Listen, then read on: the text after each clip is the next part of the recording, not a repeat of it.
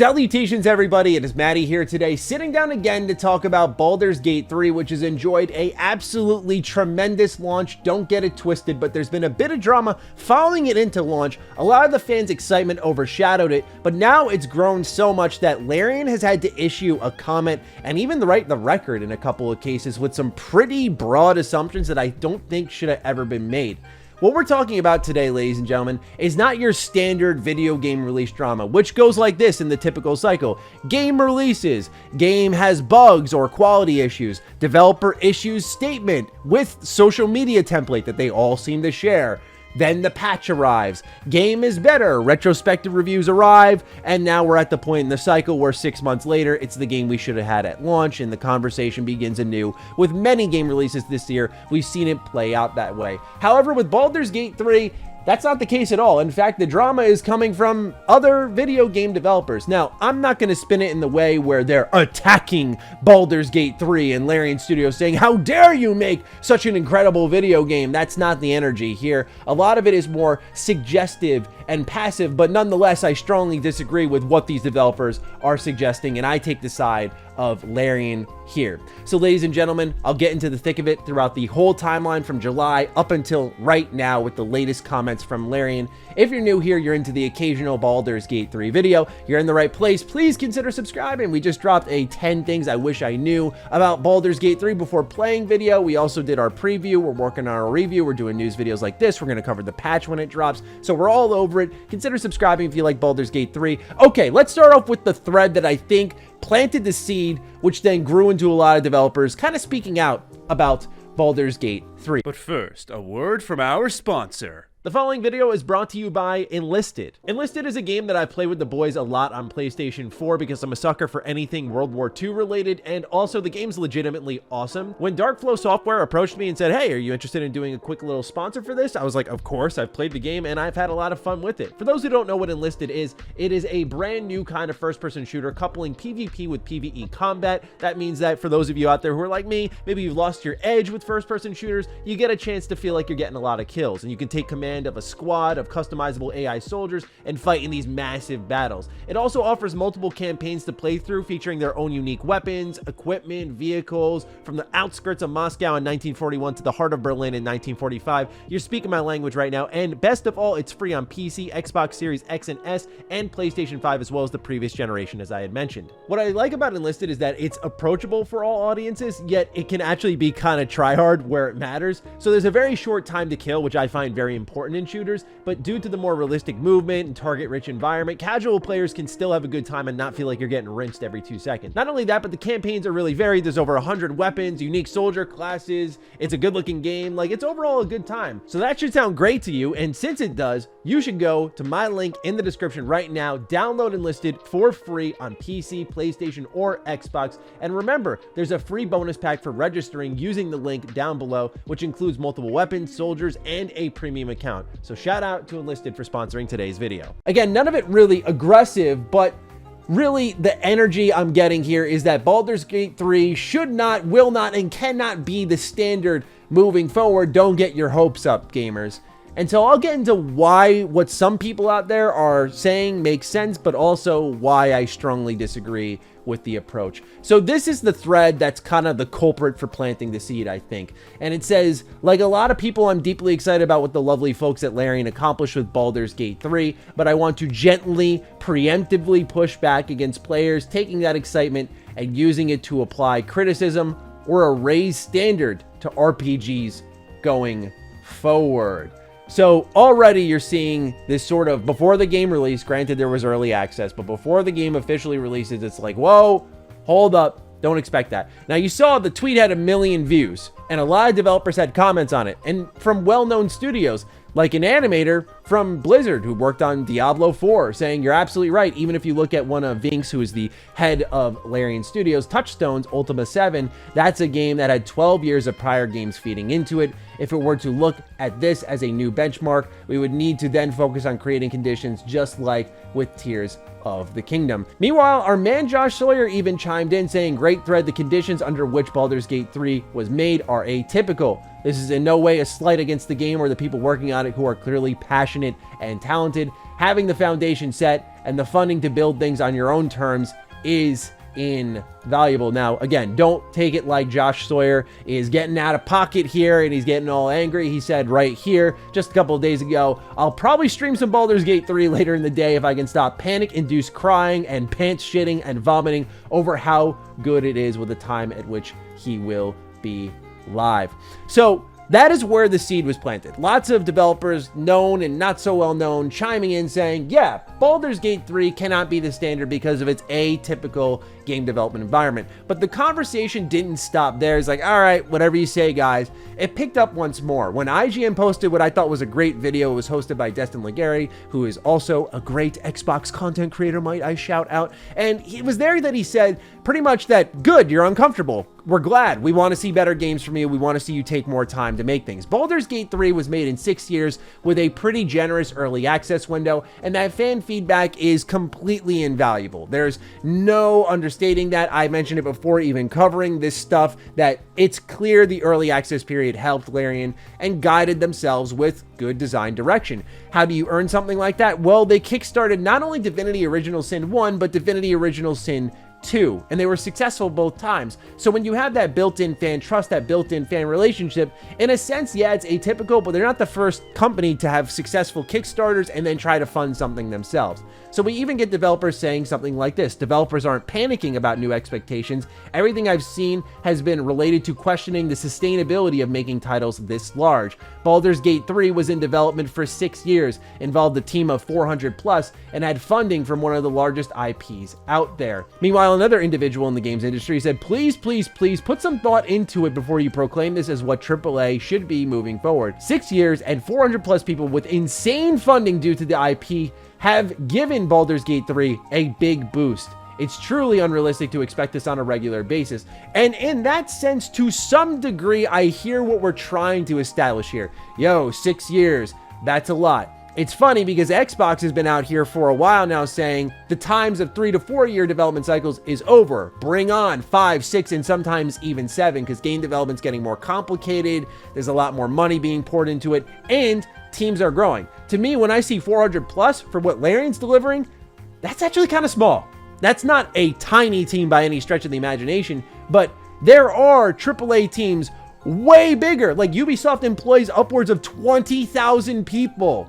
I don't want to hear that 400 plus people is absolutely insane. And honestly, with how long games are in development for, I don't want to hear that 6 years is really that crazy either. Because I think when you start that way, is it daunting? Absolutely. And I think with corporate overhead, which a lot of these developers face, that is where the conflict is. And that is why a lot of developers are saying it's unrealistic. Probably because as creatives, we'd love to do these things. But when you have people investing money into these games to make them a reality, that's not going to be that long of a leash at the end of the day. And before long, if it's 6 years and you're still pouring hundreds of thousands of dollars into a game, eventually that leash is going to get tugged. And they'll be like, what are we spending our money on?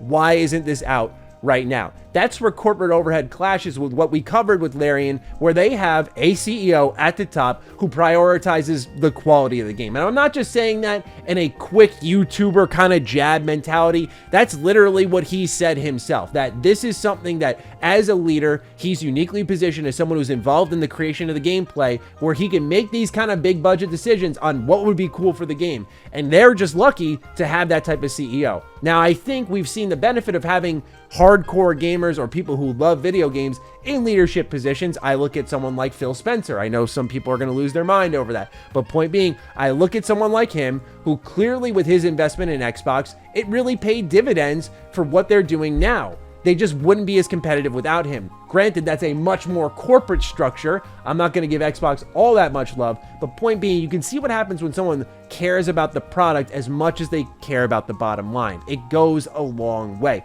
So yes, Larian is at the benefit of a leader who has been there at the ground level and who is one of the co-founders and cares deeply about the end result, sometimes more than the extra pocket change. But it also helps that Larian did not abide by what are typical game release standards with your microtransactions, your in-game stores, and so on and so forth. For it to be free, all of that, they're being rewarded for it. I don't see why that couldn't be the standard. It's just a bigger risk, but game development's always been a massive risk.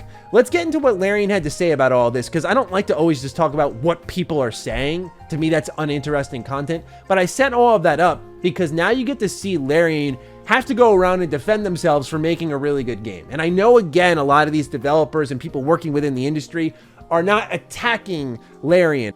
I'm never going to frame it that way, but it is getting a bit ridiculous when they got to issue statements like this. What funding? Or, in response to another tweet we showed, small detail, I believe it's publicly known that Wizard of the Coast, who's the holder of the Baldur's Gate IP, didn't fund Baldur's Gate 3. We paid for the privilege of creating a game with this IP. What you'll notice is, as I said earlier, Divinity Original Sin 1, Divinity Original Sin 2, they had a combined 60,000 plus backers over on Kickstarter, okay? And when you look at something like Baldur's Gate 3, you may notice something's missing. Crowdfunding. They did it themselves with that war chest that they had gained through Divinity. And then they did an early access release that was really good, and a lot of people bid on, and they continue to give feedback and provide updates and continue on and so forth. And here we are now. In a sense, it is atypical because as they continue to have money poured into their pocket, they were able to iterate and develop. But that's the benefit of what I like to call small business style interactions. It's why when I started my game, I did not start a team to make a big, bold, crazy studio of hundreds of people. It's like, I want a team no bigger than 15, and I want to make cool games that are under constraints, because then when you're limited, you have to be innovative, and that's where your best work comes out. However, Larian's founder, Sven Vink, had to issue a statement about this in an interview with PC Gamer titled "Larian Founder Responds to Debate Over Baldur's Gate 3, Raising the Bar for RPGs," saying, "This is video games, standards just die every day." Asked about the debate, Vink agreed that Baldur's Gate 3 could have only come about under certain circumstances. Obviously, yeah, if you're a 50-man studio or a 10-man studio, you shouldn't try to make a game like Baldur's Gate 3, he said, but he questioned the reality of the standards being argued over. "The problem I have is with the use of the word standards," Vink said. "This is video games. Standards just die every day. Things get reinvented. New things appear all the time. When I was starting out at the industry, Assassin's Creed set the new standard. It was over. Nobody could make games like Assassin's Creed. There was too much budget behind it. That was going to be the future. Everybody had to consolidate, blah, blah, blah. That didn't marginalize. In video games, there's so much free space to explore still in the creative tree." That's a fantastic example, might I add, because I do remember as a teenager, that was the zeitgeist. Like, oh my God, we've never seen anything quite like this. Who's going to top Ubisoft with open worlds? And now a lot of people do Ubisoft style open worlds, to the point where it got so tedious that people turned their back on Ubisoft. That's how common the template was. So I think over time, Baldur's Gate 3 will have that influence. What I think is getting twisted here is that game developers are coming out here saying, no, don't expect any of this right off the rip. Don't expect 6 years to be common. Don't expect all this manpower to be common and all this funding, which has now been disproved, to be common. Don't expect any of that. But what fans are just trying to say is we're looking at standards in the terms of quality of release, developer communication, iteration. When you see what Divinity Original Sin 1 is, 2 is, and how, yes, these are all working in the same engine, and how those elements carried into 3. There is truth in that a lot of what's been given birth to in Baldur's Gate 3 is because of the constant iteration a couple of games ago, and that first game dropping in 2014. That's not to gatekeep anyone and say like, hey, if you weren't there in 2014 with Divinity Original Sin 1, you can't enjoy the fruits of Larian's labor. No, not at all. It's just more so to say that, yes, there is truth that as you iterate upon your systems, you can build games with them. What I mean by that is, like, I'll use myself as an example, and I don't want to go too far because I don't want to get all hoity-toity about my game development career, because I'm relatively new to it in the scheme of things, and I think it's just best I don't sound off too much. But the idea is, like, right now my team's working on game 1, but as we're building systems for game 1, we're looking at those as sort of like verticals and saying, how can we expand upon this for game 2? How can we use this system here to make a completely different game and a completely different genre? That's kind of what happens. Is it directly translatable? No, not necessarily, but it gives you that head start. And it's why you typically see game 1 is systems that aren't as deep, but you see them in the sequels heavily iterated upon because they already exist, so the content building comes a bit quicker. That's what's happening here with Larian, right? Because Baldur's Gate 3 was built in the same engine as what you see in Divinity Original Sin 2. Point being, though, is they've had time to iterate, develop that technology, and it's why they probably were able to focus a lot of their assets, time, energy, money on the presentation, the way the camera pulls in, the BioWare-like quality of the conversations, and so on and so forth. Of course, dumping budget into voice work. That type of stuff they were able to do because of how much they invested in Divinity Original Sin 1 and 2. So keep that kind of stuff in mind, but let's continue on with what Swen had to say here. To the extent that standards do exist, Vink found it strange that developers from larger studios would be concerned about boundary pushing, pointing specifically to the new creative possibilities that technological advancements can enable. As for RPGs in particular, he noted that it doesn't take an enormous game like Baldur's Gate 3 to change the genre. Disco Elysium changed standards on the fly with a small team, right, said Vink. That's a completely different standard now. There's so many games that change standards to the point that there's no standards was my thing. But I think you should always strive to evolve, especially in this medium, which is different than other media in the sense that technological evolution has always been a big part of it.